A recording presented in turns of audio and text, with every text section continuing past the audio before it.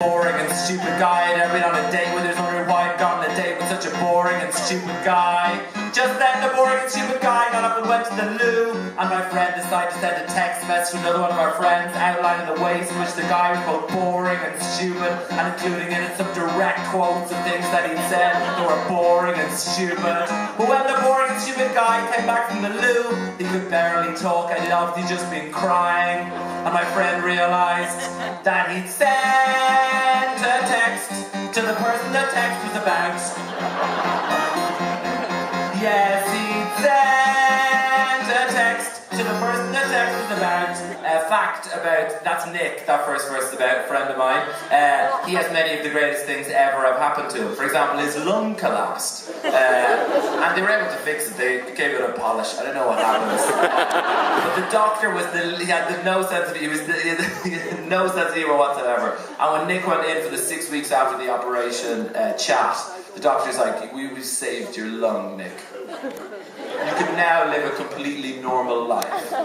However, there are 2 things you may never do again.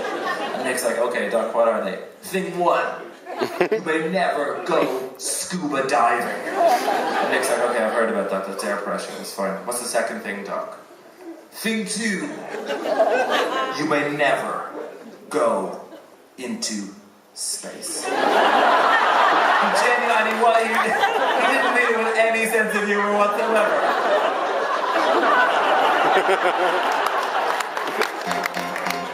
I was once breaking up with this girl. It was quite a messy breakup. I believed that she was carrying on with an ex-boyfriend of hers, at least that was my theory. So I decided to tell a friend of mine who lives in London about my theory, and I decided to tell him through the medium of a text message. And the thing is, my friend who lives in London, his name is like 1 digit different from her name. Like his name's Paul and her name's Paula.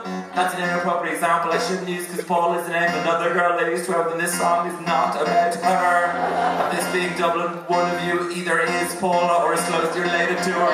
Because this city is the size of a fucking tea bag. Yes, I must be leafing down through the names of my mobile phone. I must have seen the first 2 letters of his name and hit send.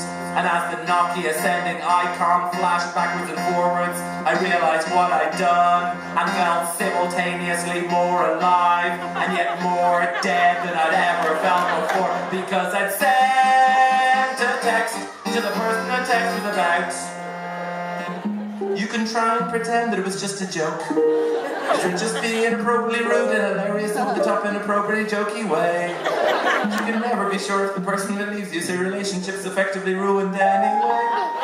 You can just be honest and apologise, but now they know what you actually think about them. The best thing you could do is probably just delete their details from your phone and hope you never, ever, ever, ever see them again. About 2 years ago, I was doing this song for the first time ever down in the International, and I was on my way home my bike after doing the song. I felt a text message in my pocket, so I pulled over my bike to see who the text message was from. It was from a friend of mine who been at the gig, and the text message said, that was the worst gig I've ever seen him do. He used to be funny, but he's really lost it lately. Complete bullshit. And even though he phoned up a minute later and we had a good laugh at what a hilarious prank he played,